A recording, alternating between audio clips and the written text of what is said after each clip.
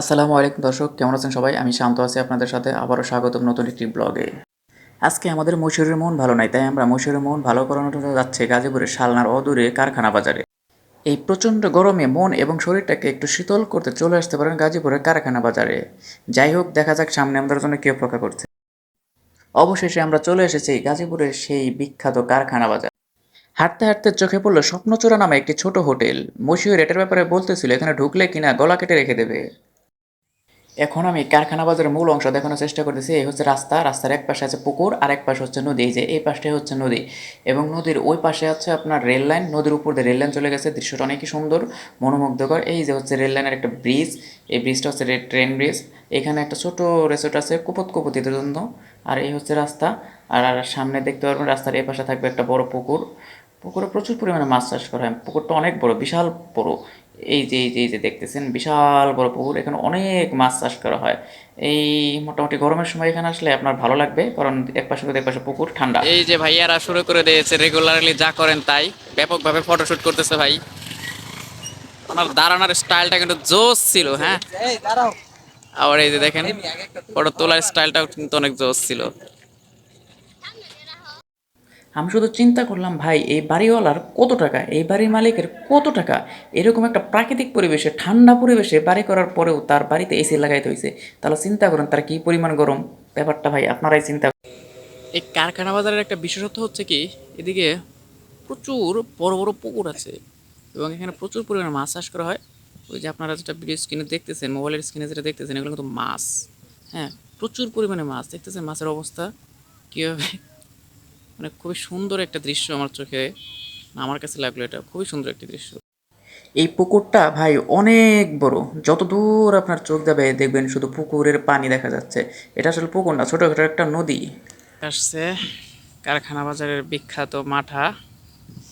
বিখ্যাত এই রকম গরমে এই প্রাকৃতিক পরিবেশের মাঝে বসে এইরকম ঠান্ডা ঠান্ডা মাঠা খাওয়ার যে কি মজা, না খাইলে বুঝবেন না। এই যে ভাই ছবি তোলার জন্য প্রস্তুতি নিচ্ছেন। এত খাওয়ার স্পিড, এই যে সবার আগে আমাদের কাউসার খাওয়া শেষ করে ফেলছে। অথচ সবার আগে শুরু করছে আমি। অথচ সবার আগে শুরু করছে কিন্তু মশিউর, মানে সে দুঃখ প্রকাশ করতেছে যে সবার আগে শুরু করে কাউসার শেষ করে ফেলছে সবার আগে। আর এই যে দেখেন অবস্থা। আরো আছে? না, আমারটা খাইতে হবে, নাহলে আমারটাই যে আমারটা এখনো শুরু করি না, আমারটা শেষ করে ফেলবো না। আমাদের মশিউরের যে মন ভালো নাই সেটা তো আপনারা ওর চেহারা চোখ দেখে বুঝতে পারছেন। সে নীরবে নিবৃত্তিতে শুধু মাটা খেয়ে যাচ্ছে, মনটা যদি একটু ভালো হয় আর কি। ওই যে দেখেন আরেকজনের অবস্থা, সে এক মুখ দিয়ে খাচ্ছে আর এক হাত দিয়ে ছবি তুলছে। বাবা সেই পোস, বড় ভাই রিলাক্সে খাচ্ছে। ভাই স্বাদ কিরকম মাঠার? সেই স্বাদ। এই যে এটা সেই হইতাছে, ভিডিও হইতাছে। বড় ভাই হচ্ছে প্রথম স্তরের খাদক, ওনারটা শেষ করে আমারটা আক্রমণ চালাচ্ছে। অন্যেরটা খাওয়ার মধ্যে যে কি সুখ তা ওনাকে দেখলে বোঝা যায়। এই যে দেখছেন সবাই আমরা মাথা খাওয়া শেষ করে ফেলছি, খালি গ্লাসগুলো পড়ে আছে এখন। এরকম একটা পরিবেশে বসে ভাই, এইরকম দিনে মাঠা খাওয়ার যে অনুভূতিটা সেটা আসলে আমি ভাষায় প্রকাশ করতে পারবো না। হাঁটতে হাঁটতে আরেকটি মাঠার দোকান আমাদের চোখের সামনে পড়লো, জাহিদ মাঠাঘর। এই যে দেখতেছেন, আসবো ভাই আসবো, হাঁটে হেঁটে আসি। মাটা খাওয়ার পরে এই যে ভাই আবার শুরু করছে বাদাম খাওয়া, ব্যাপক পরিমাণ বাদাম খাচ্ছে। মানে উনি, ওনার মুখ ভাই চলতে আছে, কোনো বিরতি নাই। ভাই এত কিভাবে খান ভাই? ভাই খেতে হবে বুঝছেন। আরেকটি নান্দনিক দৃশ্য চোখে পড়লো, এখানে ছোটোখাটো একটি রিসোর্ট বলা যেতে পারে এটাকে। সুন্দর জিনিসটা, অনেক সুন্দর লাগলো আমার কাছে, চোখে পড়ার মতো একটি দৃশ্য। কিন্তু জনমানব শূন্য, এখনও আসলে এভাবে মানুষজন আসে নাই, তো সেজন্য ফাঁকা দেখা যাচ্ছে। তবে পরিবেশটা সুন্দর। হাঁটতে হাঁটতে আমরা চলে আসলাম একটা অপরিচিত জায়গার মধ্যে। জায়গাটা আমার কাছে একটু গুহার মতো মনে হচ্ছিলো। মানে এটি কারখানার যে মূল বাজারটা, মানে অনেক পুরাতন একটি বাজার এটা। আপনারা দেখে বুঝতে পারছেন এটা কতটা পুরাতন বাজার। আমার মাথার উপরে অনেকগুলো বট গাছ আছে, মাথার উপরে অনেকগুলো বট গাছ আছে। আমি হেঁটে হেঁটে দেখানোর চেষ্টা করছি, এতটাই পুরাতন। ঘরগুলোর অবস্থা দেখতে পাচ্ছেন কি অবস্থা।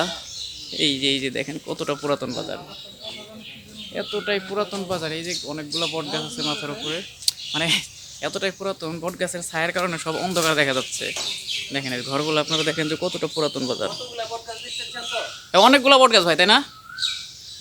একসাথে অনেকগুলো বট গাছ, এতটাই পুরাতন বাজার। এই যে দেখেন কতটা পুরাতন বট গাছগুলো, এত গাছ।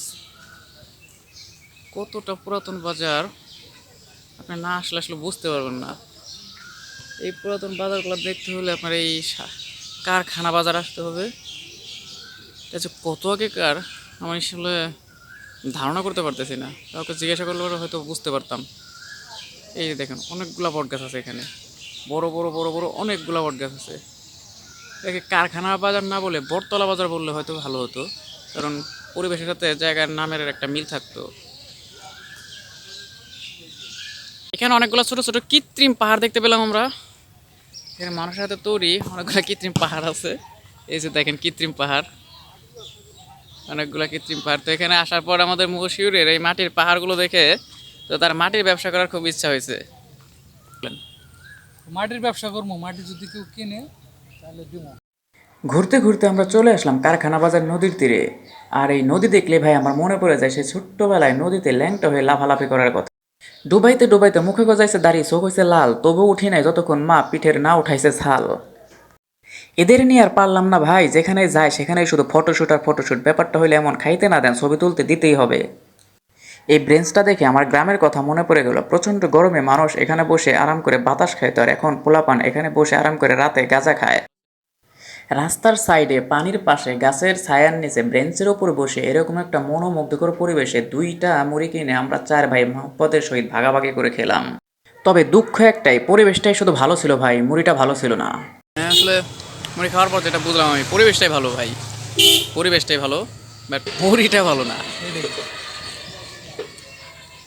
ভাইয়ের রুচির প্রশংসা করতেই হয়, এত বাজে মুড়ি এত মজা করে খাচ্ছে, এটা মুখ না অন্য কিছু। এই মুড়ি খাওয়ার পর এখন আমার মুড়ি দেখলে ভয় করে ভাই। মুড়ি খেয়ে মুখ ও মন নষ্ট করার পরে আমরা চলে আসলাম কারখানা বাজারের আরেকটি প্রাকৃতিক নিদর্শন, কারখানা বাজার রেল লাইনে।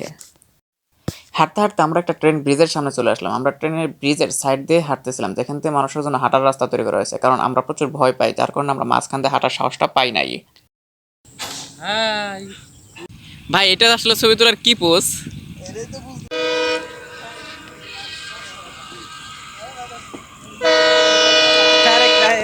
কেমন করে রয়েছেন গানিয়া এদিকে কেমন দেয়া যায় এদিকে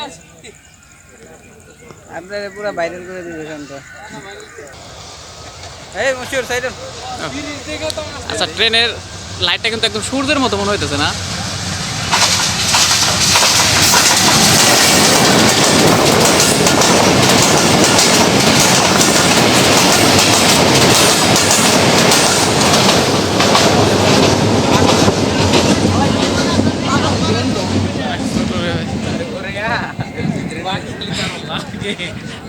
অনেক ছোট ট্রেন এটা।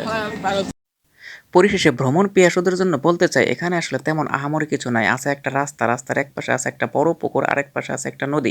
নদীর উপর দিয়ে চলে গেছে একটা রেল লাইন, আছে কয়েকটা মুড়ির দোকান, আছে কয়েকটা মাটার দোকান, আর আছে কয়েকটা ফুচকার দোকান। যাদের শহরের 4 দেয়ালে থাকতে থাকতে মন বিরক্ত হয়ে গেছে, তারা চাইলে ঘুরে যেতে পারেন এই কারখানা বাজার থেকে। আজ এই পর্যন্ত, সামনে আবারও দেখা হবে নতুন কোনো ব্লগে। সে পর্যন্ত সবাই ভালো থাকবেন। আসসালামু আলাইকুম।